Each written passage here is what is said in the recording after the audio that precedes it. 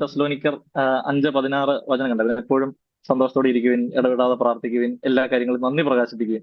എനിക്കൊന്ന് ഞാൻ ഒരു ജീസസ് യൂത്തിൽ വന്ന സമയം തൊട്ടോ, അല്ലെങ്കിൽ കർത്താവിനെ ഒരു എൻകൗണ്ടർ ചെയ്ത ഒരു സമയം തൊട്ട് ഒരുപാട് തവണ കേട്ട്, അല്ല എന്റെ ലൈഫിൽ ഞാൻ ഏറ്റവും കൂടുതൽ ജീവിക്കാൻ വേണ്ടി ആഗ്രഹിച്ചിട്ട് നടക്കാതെ പോയൊരു വചനമാണിത്. അതായത് നടക്കാതെ പോയെന്ന് പറഞ്ഞാൽ എപ്പോഴും പരാജയപ്പെടണം, നടക്കാതെ ഒന്നും ഞാൻ പറയുന്നില്ല. പക്ഷെ ഇതില് 3 കാര്യങ്ങൾ പറയുന്നുണ്ട്. അതായത് ഒന്ന്, എപ്പോഴും സന്തോഷം. ഇപ്പൊ ഞാൻ ഇപ്പോഴും ആലോചിക്കുന്നതാണ്, എപ്പോഴും ഞാൻ പേഴ്സണലി അത്യാവശ്യം ഇച്ചിരി നെഗറ്റീവ് മൈൻഡ് ഉള്ള, അല്ലെങ്കിൽ പെട്ടെന്ന് പെട്ടെന്ന് ഡിം ആയി പോകുന്ന, ടെൻഷനുള്ള, നിരാശപ്പെടുന്ന ഒരാളാണ്. അപ്പൊ അങ്ങനെയുള്ള എനിക്ക് എപ്പോഴും സന്തോഷത്തോടെ ഇരിക്കാൻ പറ്റും. എന്റെ സർക്കംസ്റ്റൻസ് എന്ന് വെച്ചാൽ ഞാൻ ആയിരിക്കുന്ന സ്ഥലങ്ങളിൽ എന്റെ അന്തരീക്ഷത്തിൽ എന്റെ അടുത്തിരിക്കുന്ന ഒരാളുടെ മുഖം മാറിയാലോ, അല്ലെങ്കിൽ എന്റെ ജീവിതത്തിൽ സംഭവിക്കുന്ന ഓരോ കാര്യങ്ങളും എന്നെ ഭയങ്കരമായിട്ട് അഫക്ട് ചെയ്യാറുണ്ട്. അപ്പം അങ്ങനെയുള്ള എനിക്ക് എങ്ങനെയാണ് എപ്പോഴും സന്തോഷത്തോടെ ഇരിക്കാൻ പറ്റുന്നത്? അല്ലെങ്കിൽ ഇടവിടാതെ പ്രാർത്ഥിക്കുക, അതുപോലെ തന്നെ എല്ലാ കാര്യങ്ങളും നന്ദി പ്രകാശിപ്പിക്കുക. ഈ 3 കാര്യങ്ങളും ഞാൻ ഏറ്റവും കൂടുതൽ പ്രാക്ടീസ് ചെയ്തിട്ട് ഞാൻ എപ്പോഴും ഫെയിൽ ആയിട്ട് പോകുന്ന ഒരു കാര്യമാണ്. ഞാൻ ഞാൻ പറയാൻ വരുന്ന ഒരു കാര്യം എന്ന് പറഞ്ഞു കഴിഞ്ഞാൽ 2 കാര്യങ്ങളാണ്. വളരെ വളരെ മാനുഷികമായിട്ടുള്ള വളരെ മാനുഷികമായിട്ടുള്ള നമ്മുടെ എല്ലാവരുടെയും ഉള്ളിൽ വളരെ കോമൺ ആയിട്ടുള്ള 2 കാര്യങ്ങളുണ്ട്. അതായത് അത് ഒരെണ്ണം മറവിയാണ്, ഒരെണ്ണം മറവിയും രണ്ടാമത്തെ മടിയുമാണ്. ഓക്കെ, എനിക്ക് എന്താ ഇവിടെ പറയേണ്ടത്, എങ്ങനെ ചേട്ടൻ എന്തെങ്കിലും ഒന്ന് ഒരുങ്ങാൻ പറഞ്ഞ സമയത്ത് എന്റെ മനസ്സിലോട്ട് അതെ, നമ്മുടെ ഒരു പേഴ്സണൽ ലൈഫിൽ നമ്മൾ ഏറ്റവും കൂടുതൽ സ്ട്രഗിൾ ചെയ്യുന്ന ഒരു മേഖല പറയാൻ ഓർത്ത്. അപ്പൊ ഞാൻ നോക്കിയപ്പം മറവിയും മടിയും എന്റെ മനസ്സിലോട്ട് വന്നേ. അപ്പം എനിക്ക് തോന്നുന്നു, ഞാൻ മുമ്പേ എൻകൗണ്ടറിന്റെ ഒരു കാര്യം പറയാൻ കാരണമേ, അതായത് നമ്മൾ ബൈബിളിലോട്ട് നോക്കിക്കഴിഞ്ഞാല് നമ്മള് ഇപ്പം ഇപ്പൊ നമ്മൾ സക്കേവൂസിനെ എടുക്കാം. സക്കേവൂസ് എക്സാമ്പിൾ പറയുന്നതാണ്. ഇപ്പൊ സക്കേവൂസിനെ എടുത്തു കഴിഞ്ഞാല് ഈ സക്കേവൂസിന്റെ ആ ഒരു എൻകൗണ്ടർ എല്ലാവർക്കും അറിയാം. അതായത് സക്കേവൂസ് കർത്താവിനെ കാണാൻ ആഗ്രഹിക്കുന്നു, മരത്തിന്റെ മുകളിൽ കയറിയിരിക്കുന്നു, കർത്താവ് വന്നിട്ട് താഴെ ഇറങ്ങാൻ പറയുന്നത്, കർത്താവ് അവിടുന്ന് എൻകൗണ്ടർ വരുന്നു, കർത്താവ് വീട്ടിൽ പോയി താമസിക്കുന്നു, പുള്ളിക്ക് ഒരു മാനസാന്തരം വരുന്നു. ഈ സക്കേവൂസിന്റെ ആ ഒരു ലൈഫിലെ ഏറ്റവും ഹൈലൈറ്റ് ചെയ്ത് നിൽക്കുന്ന മൊമെന്റ് ആണ് സക്കേവൂസ് ഈശോനെ കണ്ടുമുട്ടുന്ന ഈ ഒരു സംഭവം. അതായത് ഇത്രയും ജനറേഷൻസ് കഴിഞ്ഞിട്ട് ഇതിങ്ങനെ ഭയങ്കര ഫേമസ് ഉള്ള ഒരു സംഭവമാണ്. അപ്പൊ അതുപോലെ തന്നെ ഈ ഈശോനെ അവിടെ ഗ്ലോറിഫൈ ചെയ്ത ഒരു കാര്യം, അതായത് ഞാൻ പറഞ്ഞു വരുമ്പോൾ മനസ്സിലാവും. അതായത് ഈശോനെ ശരിക്കും സക്കേവൂസിന്റെ ലൈഫിൽ ഒരാൾ സക്കേവൂസിന്റെ ലൈഫിനെ ഒബ്സർവ് ചെയ്ത് കഴിഞ്ഞാൽ ഇങ്ങനെ ഇങ്ങനെ സക്കേവൂസിന്റെ ലൈഫ് ഇങ്ങനെ ഇങ്ങനെ ഇങ്ങനെ നോക്കി വരുമ്പം ഇതിൽ ഈശോനെ എൻകൗണ്ടർ ചെയ്ത ആ ഒരു സ്പോട്ട് എപ്പോഴും ഇങ്ങനെ മുഴച്ചു നിൽക്കും. അപ്പം അത് മുഴച്ചു നിൽക്കാനുള്ള ഒരു കാരണം എന്ന് പറഞ്ഞാൽ അതിന് ഒരു പോസിറ്റീവ് ഇമ്പാക്ട് ആൾക്കാർക്ക് കൊടുക്കാനുള്ള ഒരു കാരണം എന്ന് പറയുന്നത്, അതായത് നമ്മളുടെ എൻകൗണ്ടറിന്റെയും അല്ലെങ്കിൽ നമ്മുടെ മാനസാന്തരത്തിന്റെയും ഏറ്റവും ബേസിക് റിസൾട്ട് എന്ന് പറയുന്നത് എന്താണ്? അല്ലെ, കർത്താവ് എന്തുകൊണ്ടാണ് നമ്മുടെ ലൈഫിൽ നമ്മൾ ആരോട് ചോദിച്ചാലും നമുക്ക് ഇങ്ങനെ കർത്താവിനെ കണ്ടുകൂട്ടിയ അനുഭവം നമുക്ക് പറയാനായിട്ട് കാണും. അപ്പൊ അതില് എനിക്ക് തോന്നുന്നു യോഹന്നാൻ 9:9 3 വാക്യത്തിൽ ഈശോ ഒരു അന്ധനെ സുഖപ്പെടുത്തുമ്പോൾ അവരിങ്ങനെ ചോദിക്കുന്നുണ്ട്, ഇത് ആരുടെ പാപം നിമിത്തം ഞാൻ അന്ധനാണ്? അപ്പൊ ഈശോ പറയും, ഇല്ല, അത് ദൈവത്തിന്റെ പ്രവർത്തികള് ഇവനിൽ പ്രകടമാകാൻ വേണ്ടിയാന്ന് പറയും. അതുപോലെ ലാസറിനെ ഉയർപ്പിക്കുമ്പോഴും, അത് യോഹന്നാൻ 11:42 നിൽക്കുന്നത്. അപ്പൊ അതില് ലാസറിനെ ഉയർപ്പിക്കുമ്പോഴും ഈശോ ദൈവത്തോട് പ്രാർത്ഥിക്കുന്നത് ഇങ്ങനെയാണ്, പിതാവേ, എന്റെ പ്രാർത്ഥന അങ്ങ് കേൾക്കുമെന്ന് എനിക്കറിയാം, പക്ഷെ എന്നെ അയച്ചത് അങ്ങാണെന്ന് ഇവർ വിശ്വസിക്കുന്നതിന് വേണ്ടിയിട്ടാണ് ഞാനിത് പറയുന്നത്. ഇങ്ങനെ പറഞ്ഞിട്ടാണ് ഈശോ ലാസറിനെ വിളിക്കുന്നത്, പുറത്തു വരാൻ പറയുന്നത്. അതായത് ബേസിക്കലി ഈശോയുടെ ആ ഒരു പ്രവൃത്തിനെ ഗ്ലോറിഫൈ ചെയ്യുന്നതെന്ന് പറഞ്ഞാൽ ഇത് കഴിഞ്ഞുള്ള സക്യോസിന്റെ ലൈഫാണ്. അതായത് ഞാൻ പറഞ്ഞു വരുന്ന ഇത്രേ ഉള്ളൂ, നമ്മളുടെ ലൈഫിൽ ഈശോനെ നമ്മൾ എൻകൗണ്ടർ ചെയ്യുന്നെങ്കിൽ, അല്ലെങ്കിൽ ഈശോ അപ്പോസ്തല പ്രവർത്തനങ്ങൾ 1:8 പരിശുദ്ധാത്മാവ് വന്നു കഴിയുമ്പോൾ നിങ്ങൾ ശക്തി പ്രാപിക്കും, ജെറുസലേമിലും യൂദയ മുഴുവനും സമരിയായാലും ലോകത്തിന്റെ അതിർത്തികൾ വരെ നിങ്ങൾ എനിക്ക് സാക്ഷികളായിരിക്കും. അപ്പൊ ബേസിക്കലി ഇപ്പം നമ്മൾ ഈ ഒരു കൂട്ടായ്മ ചെയ്യുന്നതാണ്, ഈ ഒരു കൂട്ടായ്മ ചെയ്യുന്നത് ഇവാഞ്ചലൈസേഷൻ ആണ്. അല്ലെ, ഈശോനെ നമ്മൾ ഷെയർ ചെയ്യുകയാണ്. അല്ലെങ്കിൽ ഒരു ക്രിസ്ത്യാനി മാമോദിസ സ്വീകരിക്കുമ്പോൾ നമ്മൾ എടുക്കുന്ന ഏറ്റവും പ്രൈമറി ആയിട്ടുള്ള ഒരു കമ്മിറ്റ്മെന്റ് ആണ് ഇവാഞ്ചലൈസേഷൻ. അല്ലെങ്കിൽ നമ്മുടെ കത്തോലിക്ക സഭയുടെ ബേസിക് പർപ്പസ് എന്ന് പറയുന്നത് ഇവാഞ്ചലൈസേഷൻ ആണ്. അല്ലെങ്കിൽ കത്തോലിക്ക സഭയിലുള്ള നമ്മുടെ സഭയിലുള്ള എല്ലാ സ്ട്രക്ചറുകളും എല്ലാ സംവിധാനങ്ങളും എല്ലാത്തിന്റെയും പർപ്പസ് എന്ന് പറയുന്നത് ഇവാഞ്ചലൈസേഷൻ ആണ്. അതായത് ഈശോനെ ഷെയർ ചെയ്യുക എന്നുള്ളതാണ്. അപ്പം ബേസിക്കലി അപ്പൊ ഈശോ ആവശ്യപ്പെടുന്നത് നിങ്ങൾ എനിക്ക് സാക്ഷികളായിരിക്കണം എന്ന് പറയുന്നത്. അപ്പം നമ്മൾ ഇവാഞ്ചലൈസ് ചെയ്യാനുള്ള ഏറ്റവും ബേസിക് ആയിട്ടുള്ളതും ഏറ്റവും സ്ട്രോങ് ആയിട്ടുള്ളതും ഏറ്റവും സിമ്പിൾ ആയിട്ടുള്ളതും, അത്ര സിമ്പിൾ അല്ല എന്നാലും സിമ്പിൾ ആയിട്ടുള്ളതും മാർഗം എന്ന് പറയുന്നത് ബേസിക്കലി നമ്മുടെ ലൈഫ് തന്നെയാണ്. അതായത് ഈ നമ്മൾ ഏറ്റവും കൂടുതൽ ചലഞ്ച് ചെയ്യപ്പെടുന്നത് ഈ ഒരു ലൈഫിന്റെ കാര്യത്തിലാണ്. ഞാൻ പറഞ്ഞ ഞാൻ ആരെക്കാളും ബെറ്റർ ഒന്നുമല്ല, നമ്മൾ എല്ലാവരും സ്ട്രഗിൾ ചെയ്യുന്ന ആൾക്കാരാണ്. ഈ സമയങ്ങളിൽ 1-2 കാര്യങ്ങൾ നമുക്കൊന്ന് റീതിങ്ക് ചെയ്യാം. നമ്മളുടെ ഒരു ലൈഫ് നമുക്കൊന്നുകൂടെ ഒന്ന് റീതിങ്ക് ചെയ്യാനും റിഫ്ലക്ട് ചെയ്യാനും ഈ സമയം നമുക്ക് അതായത് ഞാൻ പറഞ്ഞു വന്ന ഇത്രേ ഉള്ളൂ. അതായത് ഈ പറഞ്ഞ ഈശ്വരനെ കണ്ടുമുട്ടി കഴിഞ്ഞുള്ള ആഫ്റ്റർ ലൈഫ് ആണ്, അതായത് അത് കഴിഞ്ഞുള്ള നമ്മുടെ ഫെയ്ത്ത് ലൈഫ് ആണ് ഒരു മാനസാന്തരത്തിന്റെ ഔട്ട്പുട്ട് എന്ന് പറയുന്നത്. അല്ലെങ്കിൽ ഒരു ഇപ്പൊ കുമ്പസാരത്തിന്റെ കാര്യം നമ്മൾ ഒരാൾ ഷെയർ ചെയ്യുന്ന പറഞ്ഞു, കുമ്പസാരം കഴിഞ്ഞ് കഴിയുമ്പോൾ ഒരു കുമ്പസാരത്തിന്റെ ഔട്ട്പുട്ട് എന്ന് പറഞ്ഞാൽ എന്നാണ്? കുമ്പസാരത്തിന്റെ ഔട്ട്പുട്ട് എന്ന് പറഞ്ഞു കഴിഞ്ഞാൽ മാനസാന്തരത്തിന്റെ ജീവിതമാണ്. അതായത് അതുകൊണ്ടാണ് നമ്മൾ കുമ്പസാരിക്കുന്ന സമയത്ത് നമ്മൾ 5 കാര്യങ്ങൾ പ്രിപ്പയർ ചെയ്യുമല്ലോ. പാപങ്ങളെ പറ്റി ഓർക്കും, പാപങ്ങളെ പറ്റി പശ്ചാത്തലിക്കും, മേൽ പറഞ്ഞത് പ്രതിജ്ഞ ചെയ്യും, പിന്നെ അത് കഴിഞ്ഞ് പാപങ്ങൾ വൈദികന്റെ അടുത്ത് ഏറ്റു പറയും, വൈദികൻ കൽപ്പിക്കുന്ന പ്രായശ്ചിത്തം, മാരപാപങ്ങളെങ്കിലും ഏറ്റു പറയും, പ്രായശ്ചിത്തം നമ്മൾ നിറവേറ്റും. ഇതിൽ കുംഭസാരത്തിനെ ഏറ്റവും പവർഫുൾ ആക്കുന്ന 2 കാര്യങ്ങള്, ഒന്ന് നമ്മുടെ ഒരു പശ്ചാത്താപവും, 2 ഈ പറഞ്ഞ മേലിൽ പാപം ചെയ്യുകയില്ല എന്നുള്ള പ്രതിജ്ഞയാണ്. കാരണം ആ പ്രതിജ്ഞ അതൊരു തീരുമാനം വരുന്നുണ്ട്. അതായത് ബേസിക്കലി ഇത്രേ ഉള്ളൂ. ഇപ്പൊ ബൈബിളിലെ എല്ലാ എൻകൗണ്ടർ എടുത്ത് നോക്കുക.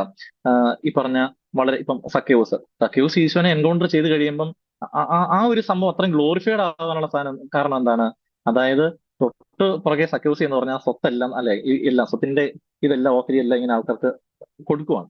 അതായത് പുള്ളിക്കാരൻ അത് ചെയ്തതിന്റെ ഒരു പ്രായശ്ചിത്തം ചെയ്യുവാണ്.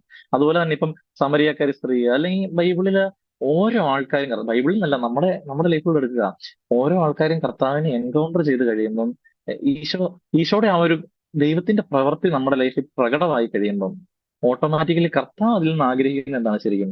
അതായത് ഇപ്പൊ കർത്താവ് എന്റെ അടുത്ത് ആഗ്രഹിക്കുന്നത് ഷിബ്രീസ് എന്ന് പറയുന്ന ഒരാള് ഒരു വിശുദ്ധിയിലേക്ക് വരണം, ഞാനൊരു വിശുദ്ധനാവണം, അല്ലെങ്കിൽ ഞാൻ എന്റെ ഒരു സാങ്ക്ടിഫിക്കേഷൻ ആണ് കർത്താവ് നിന്ന് ആഗ്രഹിക്കുന്നത്. അതുപോലെ തന്നെ അതിലൂടെ ബാക്കിയുള്ളവരുടെ ഒരു സാങ്ക്ടിഫിക്കേഷൻ. അതുപോലെ അതായത് ബേസിക്കലി നമ്മൾ ഇവിടെ ഇരിക്കുന്ന ഓരോ ആൾക്കാരിലും നമ്മൾ സിനിമയ്ക്കകത്തൊക്കെ പറയുന്ന പോലെ നീ നന്നായാൽ മതി നിന്റെ വീട് നന്നാന്നൊക്കെ പറയുന്ന പോലെ, ബേസിക്കലി നമ്മൾ ഒരാള് ഇപ്പോഴും ഞാൻ എന്റെ അപ്പൻ എന്നോട് പറഞ്ഞൊരു സാധനമാണ്. അതായത് അച്ഛൻ പറയുന്നത് ഇങ്ങനെയാണ്, എടാ 1000 പേഷ്യൻസിന് ഒരു ഡോക്ടർ മതിയെന്ന്.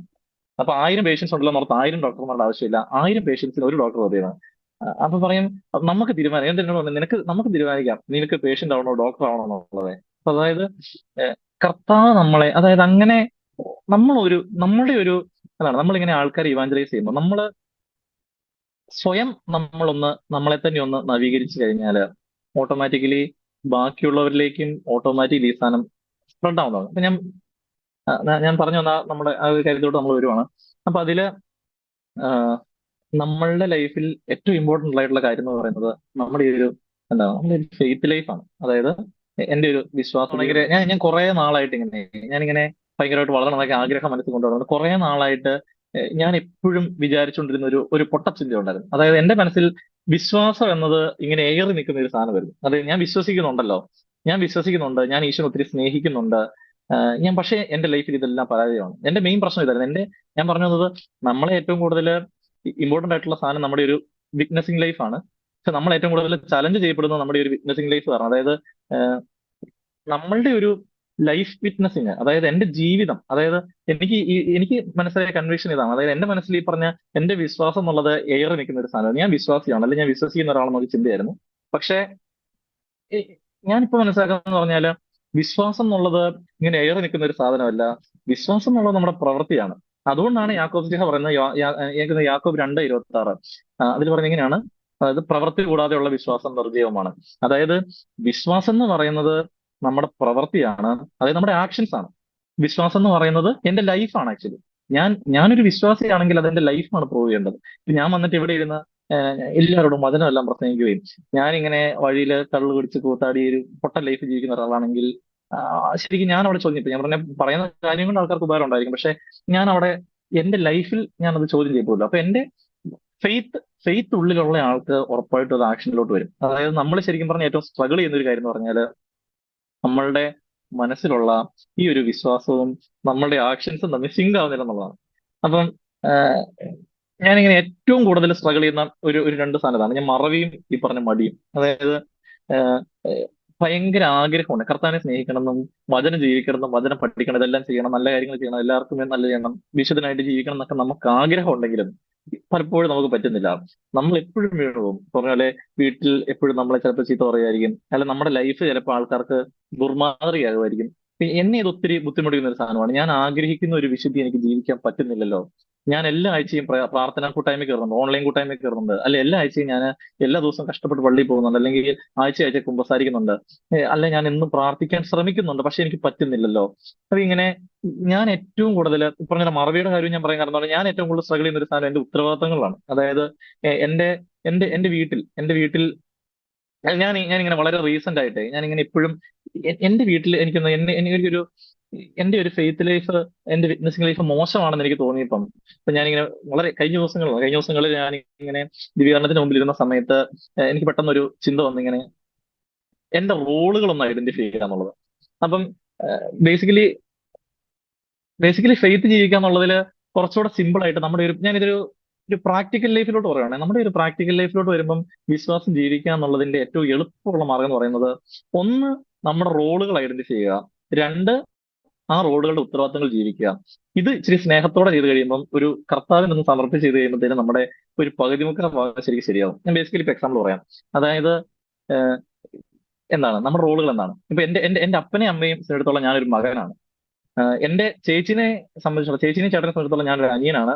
എന്റെ അനിയന് ഞാനൊരു അപ്പം നമ്മുടെ റോളുകൾ സാറ്റിസ്ഫൈ ചെയ്യുന്നതെന്ന് ചെക്ക് ചെയ്യുക. അതായത് ഞാനൊരു നല്ല മകനാണോ, ഒരു അപ്പനാണെങ്കിൽ ഞാനൊരു നല്ല അപ്പനാണോ, എന്റെ മക്കൾക്ക് ഞാനൊരു നല്ല അപ്പനാവുന്നുണ്ടോ, അല്ലെ എന്റെ അപ്പന് ഞാൻ നല്ലൊരു മകനാവുന്നുണ്ടോ, എന്റെ അമ്മയ്ക്ക് ഒരു നല്ല മകനാവുന്നുണ്ടോ അല്ലെ മകളാവുന്നുണ്ടോ, ചേട്ടന് ഞാൻ നല്ലൊരു അനിയനാവുന്നുണ്ടോ, എന്റെ അനിയന് നല്ല ചേട്ടനാവുന്നുണ്ടോ, അല്ലെ എന്റെ ചേച്ചിക്ക് ഞാനൊരു നല്ലൊരു ആങ്ങളയാവുന്നുണ്ടോ, അല്ലെങ്കിൽ ചേച്ചിയുടെ കൊച്ചിന് ഞാനൊരു നല്ലൊരു അമ്മാവനാവുന്നുണ്ടോ, ഞാൻ ഇനിയിപ്പോ വർക്ക് ചെയ്യുന്ന സ്ഥലത്ത് ഞാൻ നല്ലൊരു കൊളീഗ് ആവുന്നുണ്ടോ, ഇനിയിപ്പോ ഞാൻ പഠിക്കുന്ന സ്കൂളിൽ ഞാൻ ടീച്ചേഴ്സിന് നല്ലൊരു സ്റ്റുഡന്റ് ആവുന്നുണ്ടോ, കൂട്ടുകാർക്ക് നല്ലൊരു കൂട്ടുകാരനാവുന്നുണ്ടോ, സഹപാഠികൾക്ക് നല്ലൊരു സഹപാഠി ആവുന്നുണ്ടോ, ഇടവകയിൽ ഞാൻ നല്ലൊരു ഇടവകക്കാരനാവുന്നുണ്ടോ, അങ്ങനെ എന്തെങ്കിലും ആൾക്കാരുമായിട്ടല്ല എന്തെങ്കിലും മിഷനോ സംഘടനകളിലൊക്കെ പ്രവർത്തിക്കുന്ന ആളാണെങ്കിൽ എന്റെ റോളിൽ ഞാനൊരു നല്ലൊരു മിഷണറി ആവുന്നുണ്ടോ, അല്ലെ നമ്മളിങ്ങനെ ഇപ്പം ഈ പറഞ്ഞ പോലെ നമ്മൾ നല്ലൊരു ഹസ്ബൻഡ് ആവുന്നുണ്ടോ, നല്ലൊരു വൈഫ് ആവുന്നുണ്ടോ, നമ്മുടെ ഈ ബേസിക് റോളുകൾ എടുത്ത് നോക്കി കഴിയുമ്പോൾ എന്റെ ഒരു പ്രശ്നം എന്ന് പറഞ്ഞു കഴിഞ്ഞാൽ ഞാൻ ജീസസ് യൂത്തിൽ പ്രവർത്തിക്കുന്ന ഒരാളാണ്. അപ്പൊ ഞാൻ നോക്കുമ്പോൾ ഓക്കെ ജീസസ് യൂത്തിൽ വരും. അപ്പൊ ജീസസ് യൂത്തുകാരുടെ ഇടയ്ക്ക് എനിക്ക് നല്ല ഇമേജ് ആണ്. ഓക്കെ, ഞാൻ പ്രാർത്ഥിക്കുന്ന ഒരു ചേട്ടനാണ്. പിള്ളേരെ സംബന്ധിച്ചോളം ഞാൻ പ്രാർത്ഥിക്കുന്ന ഒരു നല്ല ചേട്ടനാണ്. അല്ലെ അല്ലെ ഞാൻ ഒത്തിരി സൂപ്പർ ഒന്നും അല്ലെങ്കിലും ഈശോയ്ക്ക് വേണ്ടിയൊക്കെ നടക്കാൻ ആഗ്രഹിക്കുന്ന ഒരാളാണ്. ഇതേ ഞാൻ എന്റെ വീട്ടിലോട്ട് വന്നു കഴിയുമ്പോഴത്തേനും എന്റെ വീട്ടിൽ നോക്കുമ്പോഴത്തേനും ഓക്കെ വീട്ടിലത്തെ ഉത്തരവാദിത്തങ്ങളിൽ പാളിച്ചകള്, ഞാൻ എഴുന്നേക്കുന്ന കാര്യങ്ങളിൽ എന്റെ ബേസിക് ഹൈജീന്റെ കാര്യത്തിൽ പോലും, അതായത് ചിലപ്പം ഉടുപ്പലക്കാൻ താമസിക്കുന്നു, മുറി വൃത്തിയാക്കാതെ പോകുന്നു, അല്ലെ പല സമയത്തും ഞാൻ ചില ഉത്തരവാദിത്തങ്ങൾ ചെയ്യാത്തത് കൊണ്ട് വീട്ടുകാർക്ക് ബുദ്ധിമുട്ടുണ്ടാവുന്നു. അല്ലെ ഇങ്ങനെ ഓരോരോ മേഖലകൾ എടുത്തു കഴിയുമ്പോഴത്തേനും ഞാനിങ്ങനെ മനസാക്ഷിക്കത്തോണ്ട് നീറുവാണ്. അതായത് നമ്മൾ ആഗ്രഹിക്കുന്ന പൗലോസ് പറഞ്ഞല്ലേ, നമ്മൾ ഇച്ഛിക്കുന്ന ഒരു വിശുദ്ധിയിലോട്ട് നമുക്ക് എത്താൻ പറ്റുന്നില്ല. എന്നെ ഇത് ഭയങ്കരമായിട്ട് തടസ്സപ്പെടുത്തിക്കൊണ്ടിരുന്ന കാര്യമാണ്. അതായത് ബേസിക്കലി നമുക്ക് ഇങ്ങനെ ഒരു ബുദ്ധിമുട്ടുണ്ടാകുമ്പം, അതായത് നമ്മൾ എല്ലാവരും സ്ട്രഗിൾ ചെയ്യുന്നത്, കാരണം നമ്മൾ ഇപ്പൊ ഇവിടെ ഇരിക്കുന്ന എല്ലാവരും, എനിക്ക് ഉറപ്പ് പറയാൻ പറ്റും, ഇവിടെ ഇരിക്കുന്ന നമ്മൾ എല്ലാവരും നമ്മൾ എന്തോരം വിശുദ്ധിക്ക് വേണ്ടി ട്രൈ ആണെങ്കിലും നമ്മൾ നമ്മളൊരു 9 മേഖലയിൽ നമ്മുടെ വിശുദ്ധിയുടെ ലെവൽ പീക്ക് ആണെങ്കിലും നമ്മൾ ഏതെങ്കിലും ഒരു മേഖലയിലെങ്കിലും അട്ടർ ഫ്ലോപ്പ് ആയിട്ട് ഇരിക്കുന്ന ആൾക്കാരായിരിക്കും. അല്ലെ നമ്മൾ ഒത്തിരി സ്ട്രഗിൾ ചെയ്യുന്ന ഒരു മേഖല കാണുമായിരിക്കും നമ്മൾ. അത് ചെറുതോ വലുതോ എന്തെങ്കിലും ആവട്ടെ. അത് ചിലപ്പോൾ നമ്മുടെ സെക്ഷുവാലിറ്റി ആവാം, അല്ലെങ്കിൽ നമ്മുടെ നാവിൽ നിന്ന് വരുന്ന കാര്യങ്ങളാവാം, അല്ലെ നമ്മൾ കാണുന്ന കാര്യങ്ങളാവാം, നമ്മുടെ ബിഹേവിയറൽ സാധനങ്ങളാവാം, അല്ലെങ്കിൽ എന്താണ് നമ്മുടെ ചിന്തകളിലുള്ള എന്തെങ്കിലും ഭയങ്കര ബുദ്ധിമുട്ടുള്ള കാര്യങ്ങളാവാം, അല്ലെങ്കിൽ നമ്മുടെ ദേഷ്യമോ അല്ലെ നമ്മുടെ വികാരങ്ങളെ നിയന്ത്രിക്കാൻ പറ്റാത്തതാവാം, ക്ഷമിക്കാൻ പറ്റാത്തതാവാം.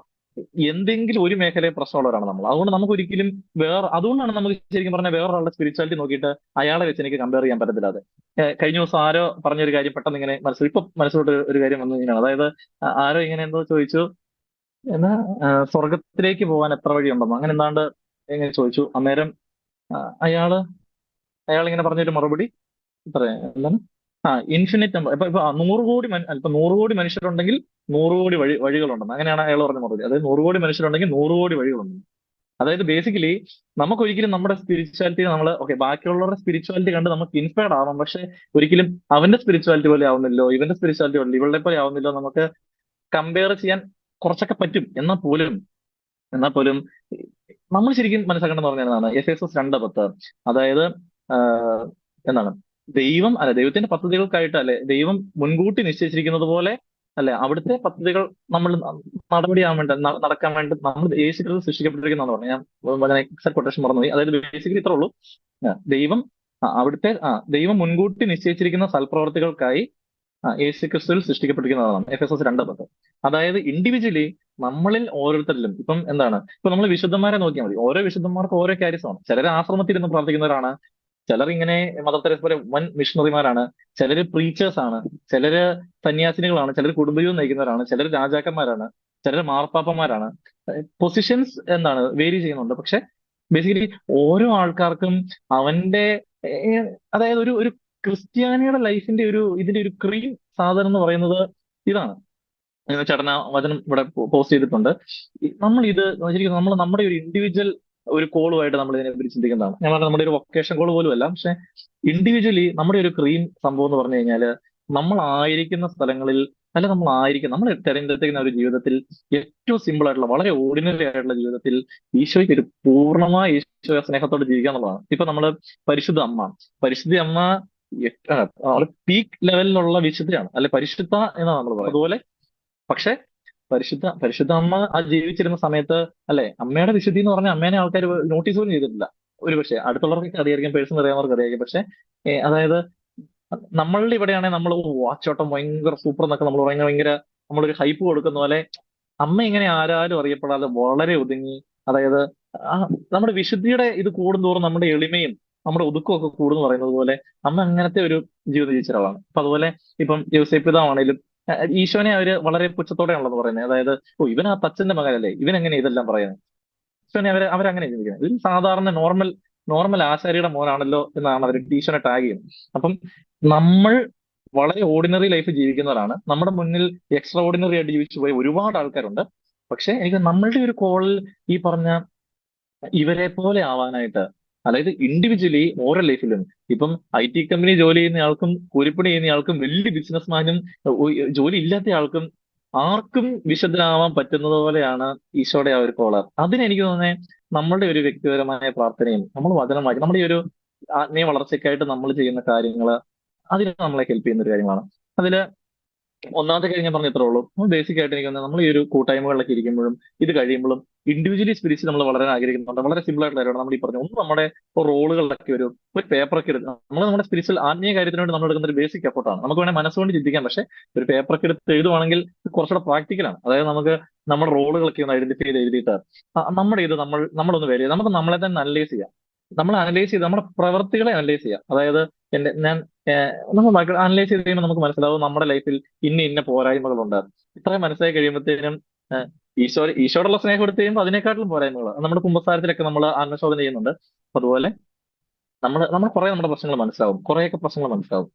അന്നേരം നമുക്ക് കുറച്ചുകൂടെ സൊല്യൂഷൻസ് കണ്ടുപിടിക്കാനായിട്ട് എളുപ്പമാണ്. പരിശുദ്ധാത്മാവിനോട് ചോദിച്ചു നമുക്ക്, ഞാൻ ഇതിന്റെ ഒരു പ്രാക്ടിക്കൽ ആസ്പെക്ട് മാത്രമാണ് പറയുന്നത്. എനിക്ക് വേണമെങ്കിൽ ഇങ്ങനെ വന്നിട്ട് നമ്മൾ സ്പിരിച്വലി പ്രാക്ടിക്കൽ പറയാം, പക്ഷെ ഇതെല്ലാം പരിശുദ്ധാത്മാവിൽ അതിലോട്ട് പറഞ്ഞു വരുന്നത്. അപ്പം പക്ഷെ നമ്മൾ പ്രാക്ടിക്കലി നമ്മുടെ ലൈഫിൽ നമ്മുടെ ആക്ഷൻസിനെ നമ്മൾ നല്ല പ്രവർത്തികൾ ചെയ്യാനായിട്ട്, ഈ പറഞ്ഞ സൽപ്രവർത്തികൾ ചെയ്യാനായിട്ട്, വിശുദ്ധിയിൽ ഈശോ ആഗ്രഹിക്കുന്ന കാര്യങ്ങൾ ചെയ്യാനായിട്ട് ഒരുങ്ങണമെങ്കിൽ ഒന്ന് നമുക്ക് കൃത്യമായിട്ടുള്ള ധാരണ വേണം നമ്മുടെ ഒരു കോൾ എന്താണ്, ഞാൻ എന്തിനു വേണ്ടി വിളിക്കപ്പെട്ടു, അല്ലെ എന്റെ ജീവിതത്തിന് ഒരു പർപ്പസിനെ പറ്റി നമുക്കൊരു ചിന്തയില്ലെങ്കിൽ നമുക്ക് എങ്ങനെ ചെയ്യാൻ പറ്റും? പട്ടാളക്കാരന്റെ പർപ്പസിനെ പറ്റി അവൻ യുദ്ധത്തിന് പോയി നിൽക്കുമ്പം അവൻ യുദ്ധം ചെയ്യാനുള്ള വിളിയാണ് അവന്റെ എന്നുള്ള ബോധം അവന്റെ തലയിൽ ഇല്ലെങ്കിൽ അവനോട് വർത്താനം പറഞ്ഞ് വളരെ ലേസി ആയിട്ടിരിക്കും. അപ്പൊ നമ്മളുടെ ആ ഒരു കോഡിനെ പറ്റിയുള്ള കൃത്യമായ ധാരണ ഇല്ലാത്തതാണ് ശരിക്കും പറഞ്ഞാൽ നമ്മുടെ ഈ ഒരു മടിക്കുള്ള കാരണം. അത് എന്റെ മടിക്കുള്ള കാരണം എന്റെ ആ ഒരു കോഡിനെ പറ്റി എനിക്ക് ധാരണ ഇല്ലാത്തതാണ് എന്ന് എനിക്ക് കഴിഞ്ഞ ദിവസം മനസ്സിലായത്. അപ്പൊ അതില് ഒന്നതാണ്.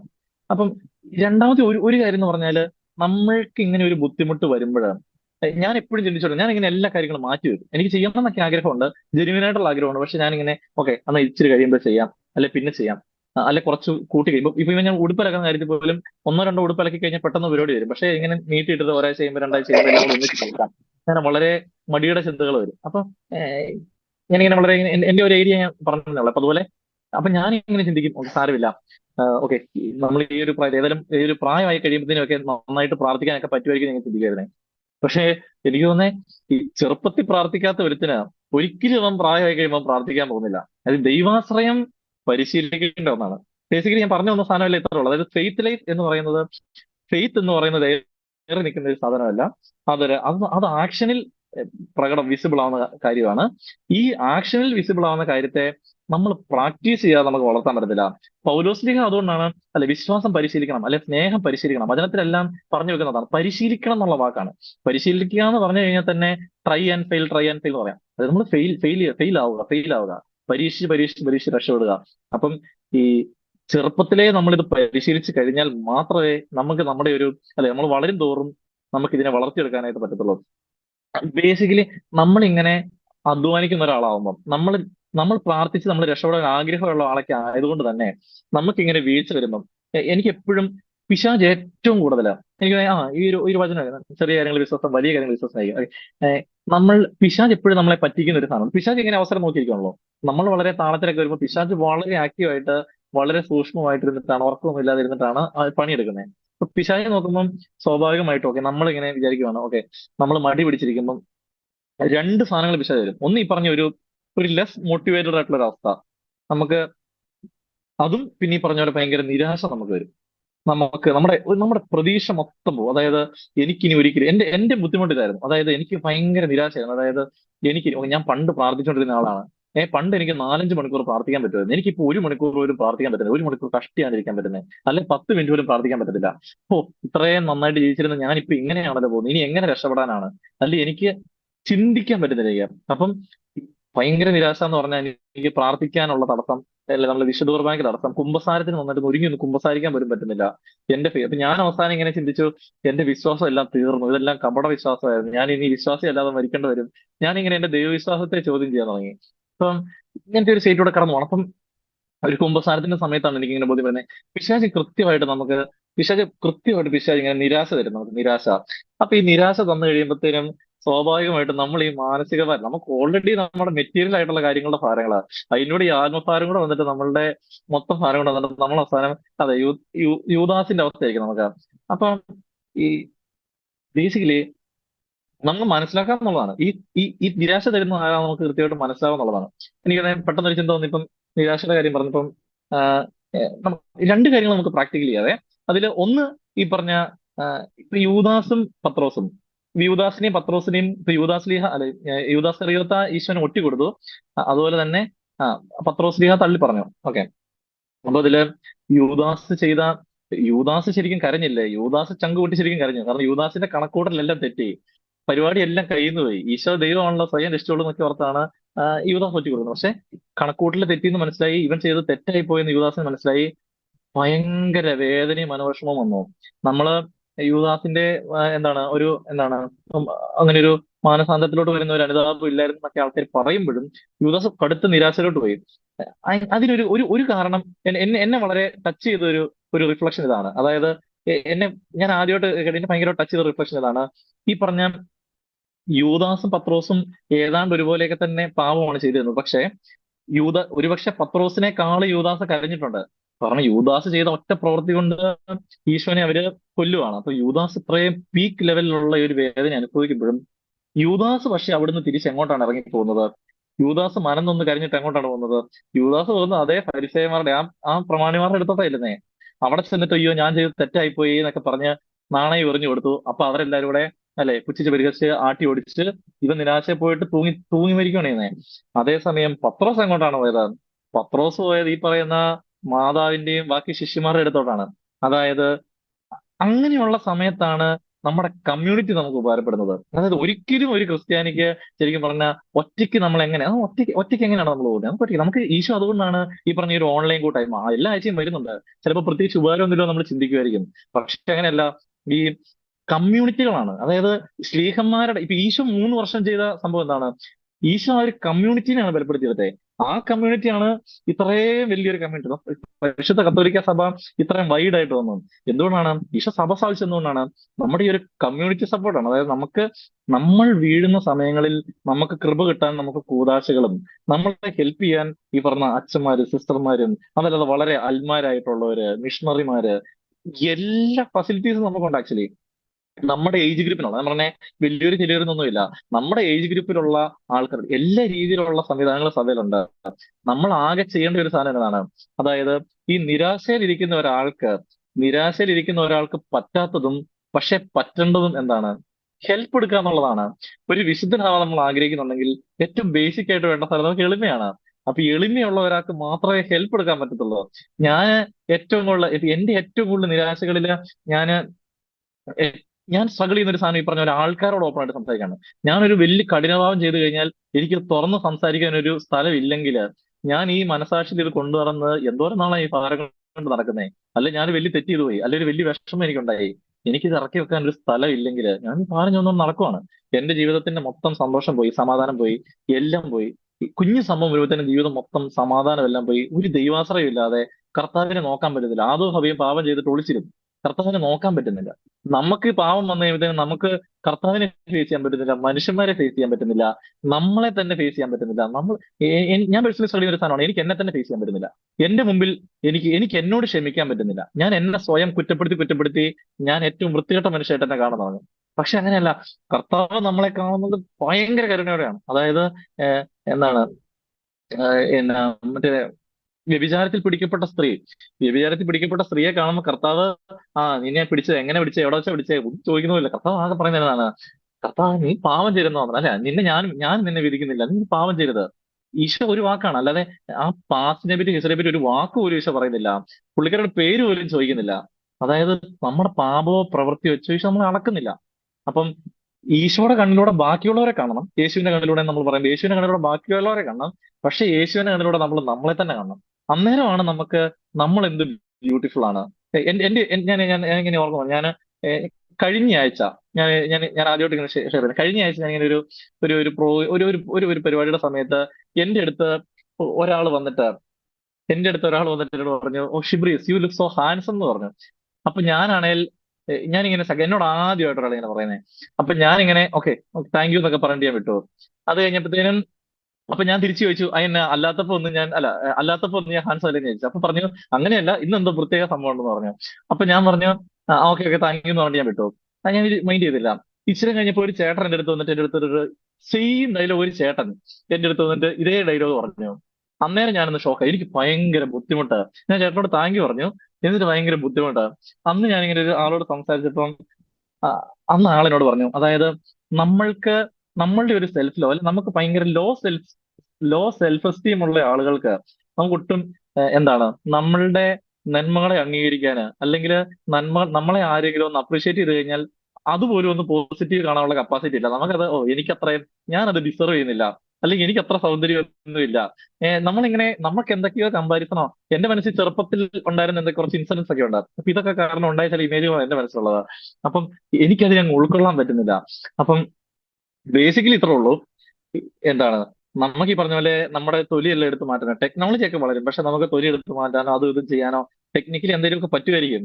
പക്ഷെ ഈശോ നമ്മളെ സൃഷ്ടിച്ചതാണ്.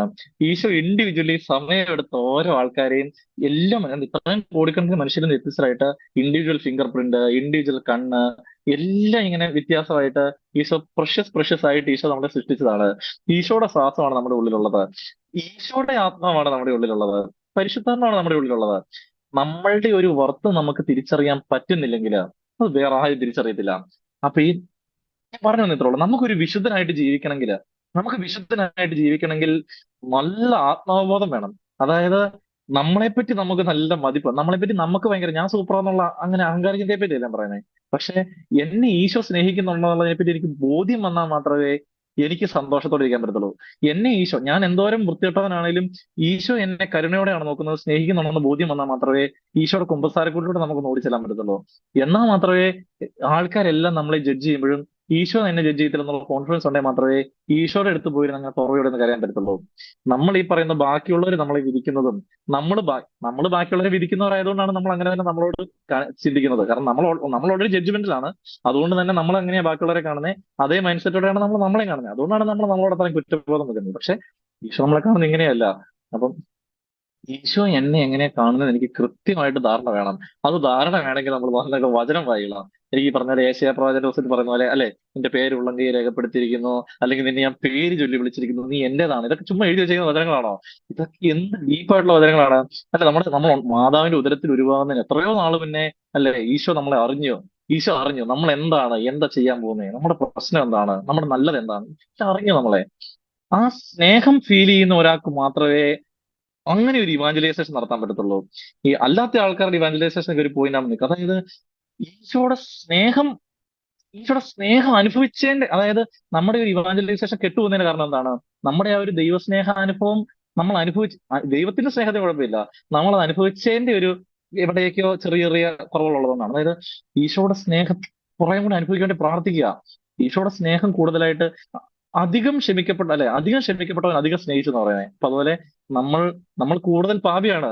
പാപിയാണ്, ഞാൻ പാപിയെ പോലെ നിരാശപ്പെടരുത്. പക്ഷെ നമ്മൾ പറഞ്ഞ പാപിയാണല്ലോ എന്ന് ഓർത്ത് സന്തോഷിക്കണമെന്നല്ല. പക്ഷെ ഈശോ അധികം ക്ഷമിക്കും. ഓക്കെ, അതുകൊണ്ട് വീണ്ടും വീണ്ടും പാപം ചെയ്യരുത്. പക്ഷെ നമ്മൾ ആ കരുണയിലേക്ക് അങ്ങ് ആശ്രയിക്കാൻ നമുക്കൊരു മനസ്സ് വരുവാണെങ്കിൽ ഉണ്ടല്ലോ, നമ്മളുടെ മുന്നോട്ടുള്ള കാര്യങ്ങളിൽ ഭയങ്കര ദൈവാശ്രയം വരും നമുക്ക്. ഞാൻ എന്റെ ലൈഫിൽ ഞാൻ വളരെ മെന്റലി ഒത്തിരി സ്ട്രഗിൾ ചെയ്തൊരു ഫേസിലൂടെ കഴിഞ്ഞ ഒരു 2-3 മാസമായിട്ട് പോകുന്നത്. എന്റെ പ്രാക്ടിക്കൽ ലൈഫ് ഒക്കെ ഭയങ്കര ഫെയിലർ ആണ് ഈ ഒരു സമയങ്ങളിൽ നോക്കുമ്പോൾ. പക്ഷെ ഞാൻ ഒത്തിരി സ്ട്രഗിൾ ചെയ്യുന്നുണ്ട്, ആൾക്കാരോട് തുറന്നൊന്നും സംസാരിക്കാൻ പറ്റുന്നില്ല. പക്ഷെ ഈ ഞാൻ ഈ സമയങ്ങളിലൊക്കെ കർത്താവിനെ ഭയങ്കര ക്ലോസ് ആയിട്ട് കാണുന്ന സമയങ്ങളാണ്. അതായത് എന്റെ എന്റെ കുറവുകളെ എന്റെ ലൈഫിൽ ഇത്രയും ഞാൻ ട്രാൻസ്പെറന്റ് ആയിട്ട് കണ്ടിട്ടില്ല. ഞാൻ ഒത്തിരി നല്ല ആളാണ് ഞാൻ വിചാരിച്ചോണ്ടിരുന്നത്. ഞാന് ആരോടും ദേഷ്യം തോന്നാറില്ല ഞാൻ വിചാരിച്ചോണ്ടിരുന്നത്. ഞാൻ വളരെ റീസെന്റ് ആയിട്ട് പെട്ടെന്ന് ആൾക്കാരോട് ചൂടാവുന്നു. ഞാൻ അത്രയും പ്രകടിപ്പിച്ചില്ലെങ്കിൽ പോലും എന്റെ വാക്കുകളിൽ എന്റെ മനസ്സുകൊണ്ട് ഞാൻ ചൂടാവുന്നു. മനസ്സുകളിൽ കുറെ ദിവസത്തേന് ഞാൻ ആൾക്കാരോട് ഞാൻ പക കൊണ്ടു നടക്കുന്നു.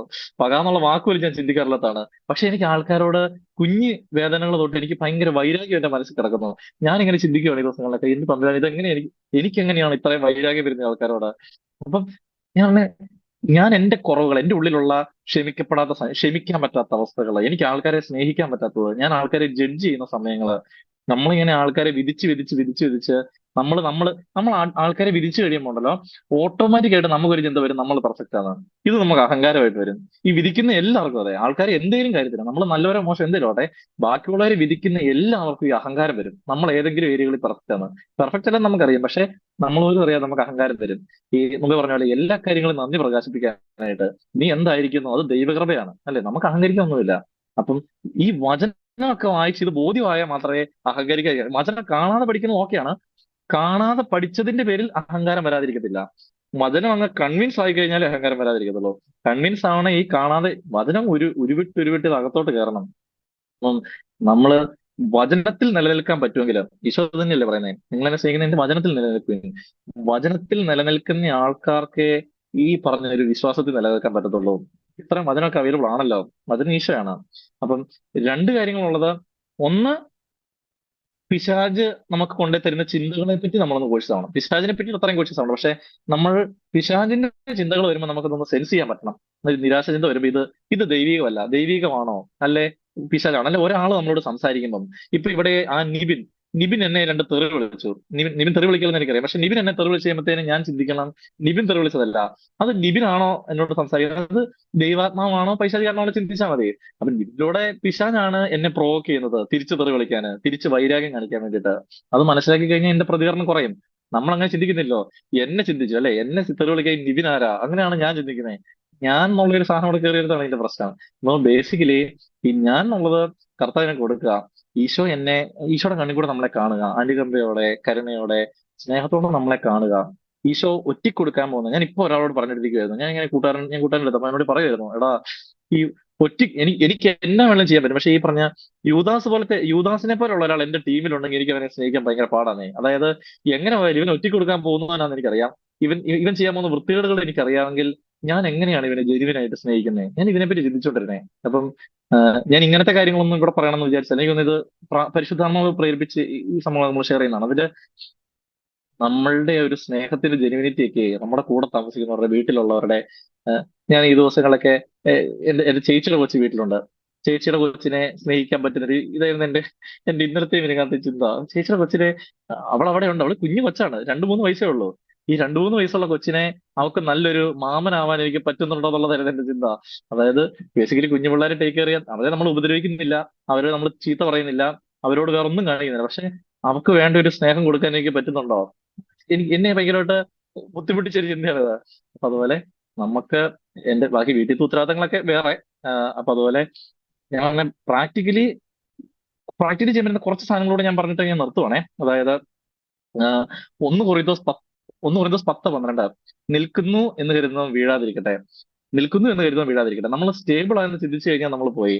അപ്പൊ അതുകൊണ്ട് നമ്മൾക്ക് ഒരു സ്റ്റെബിലിറ്റി വരുന്നുണ്ടെങ്കിൽ അത് കർത്താവ് തരുന്നതാണ്. അപ്പൊ അതുകൊണ്ട് ഒന്ന് ഹമ്പിൾ ആവാൻ വേണ്ടിട്ടെ, ഒന്ന് എളിമയായിട്ട് നമ്മളിപ്പോ ഞാൻ പറഞ്ഞു നിർത്തുവാണ്. അപ്പൊ അതില് നന്നായിട്ടൊന്ന് എളിമപ്പെടാനായിട്ട്, എളിമപ്പെടുന്ന ആൾക്ക് മാത്രമേ ഹെൽപ്പ് ചോദിക്കാൻ പറ്റത്തുള്ളൂ. ഒന്ന് നമ്മുടെ ഈ ഒരു കമ്മ്യൂണിറ്റിയിലോ എവിടെയെങ്കിലും ഒക്കെ ആരോടെങ്കിലും ഒക്കെ ഒന്ന് ഹെൽപ്പ് ചോദിക്കാനായിട്ട്, ഇല്ല ഒന്നുമില്ലെങ്കിൽ കുമ്പസാരക്കൂടിലോട്ട് ഓടാനായിട്ട്, അല്ലെ കർത്താവിന് മുമ്പിൽ പോയി കുറച്ച് നേരം ഇരിക്കാനായിട്ട്, അതാണ് ഒരു എഫേർട്ട്.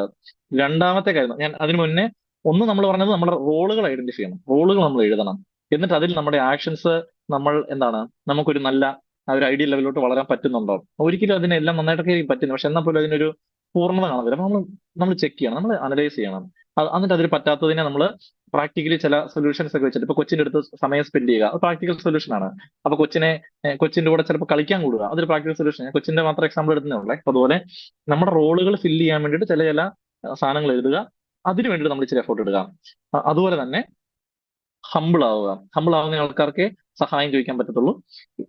പിന്നെ ഇതെല്ലാം, അതായത് നമ്മളുടെ ഈ ആത്മീയതയായിട്ട് ബന്ധപ്പെട്ടിരിക്കുന്ന എല്ലാ പ്രവൃത്തികളും ആ, നമ്മളൊരു ആത്മാവില്ലാതെയാണ് ചെയ്യുന്നതെങ്കിൽ അതെല്ലാം വെറും എക്സസൈസ് മാത്രമാണ്, വെരി സ്പിരിച്വൽ എക്സസൈസ് മാത്രമായിട്ട് തീർന്നു പോകും.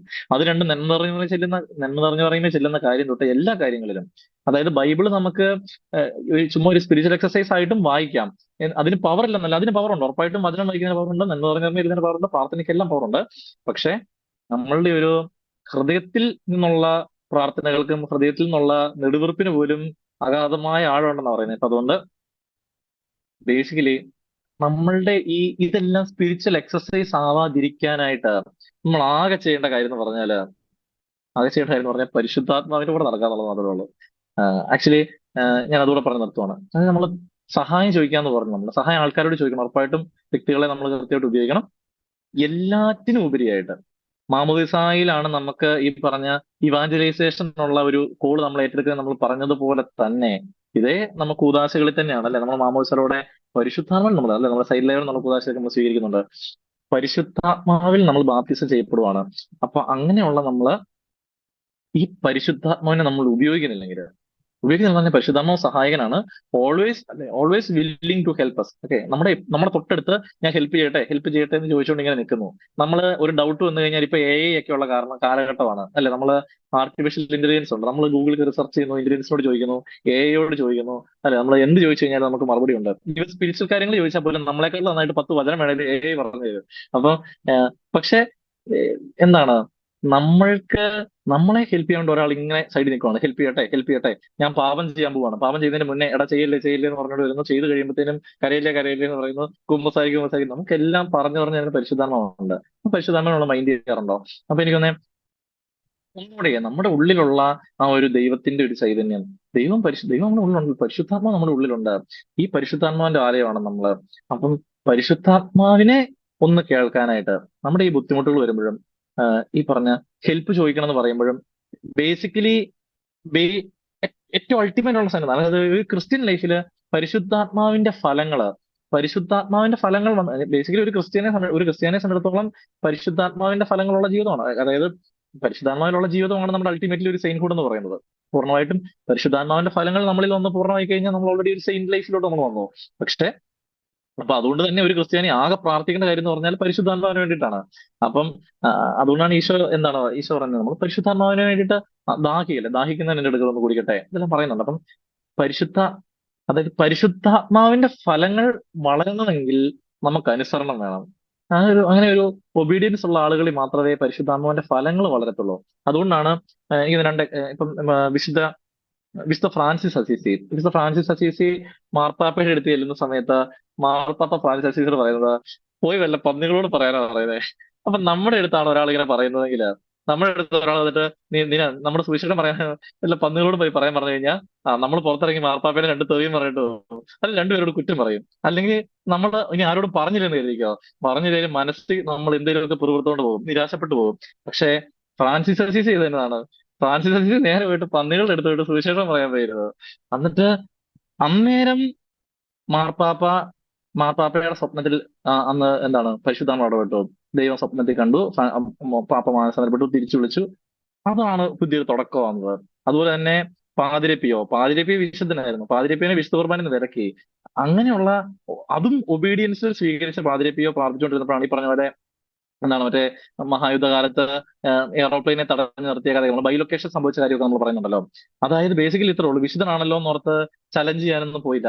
ഇവർ ആ ഒരു ഹയറാർക്കിക്ക് കൊടുത്ത ഒരു ഒബീഡിയൻസ് ഉണ്ട്. നമ്മൾ സഭയിൽ ബുദ്ധിമുട്ടുകൾ ഉണ്ടാകുമ്പോൾ ഇതും എന്റെ പ്ലാനിൽ ഉണ്ടായിരുന്ന സാധനമല്ലോ. പക്ഷെ നമ്മളുടെ ചുറ്റുപാടും കത്തോലിക്ക സഭയിലും അച്ഛന്മാരുടെ ഇവിടുന്നൊക്കെ ബുദ്ധിമുട്ടുകളൊക്കെ ഉണ്ടാകുമ്പോൾ നമ്മൾ എല്ലാവരെയും പോലെ വളരെ സെക്യുലർ പീപ്പിളിനെ പോലെ ചുറ്റും കൂടിയിരുന്ന് അവരോട് വട്ടത്തിരുന്ന് സംസാരിക്കുകയും അതിനെയും പ്രൊമോട്ട് ചെയ്യാതെ നമ്മൾ ഇവർക്ക് വേണ്ടി പ്രാർത്ഥിക്കേണ്ടതാണ്. നമ്മൾ അവർക്ക് വിധേയപ്പെട്ട് നിൽക്കേണ്ടതാണ്. അപ്പൊ നമ്മുടെ സഭയോടുള്ള വിധേയത്വം, അതുപോലെ തന്നെ നമ്മളുടെ വീട്ടിലുള്ള ഇങ്ങനെയുള്ള അനുസരണത്തിന്, ഞാൻ ഈ പറഞ്ഞ പോലെ അനുസരണത്തിൽ ഏതൊക്കെ മേഖലകളിൽ എനിക്ക് പാളിച്ചു പറ്റുന്നുണ്ട് അതെല്ലാം എനിക്ക് വീഴ്ചയായിട്ട് ഭയങ്കര തിരിച്ചടി. ഇപ്പൊ ഈ ദിവസങ്ങളിലാണ് പോലും കുഞ്ഞു കാര്യങ്ങളിൽ പോലും അനുസരണക്കേട് കാണിക്കുന്നതൊക്കെ എനിക്ക് വലിയ അടിയായിട്ട് വരാറുണ്ട്.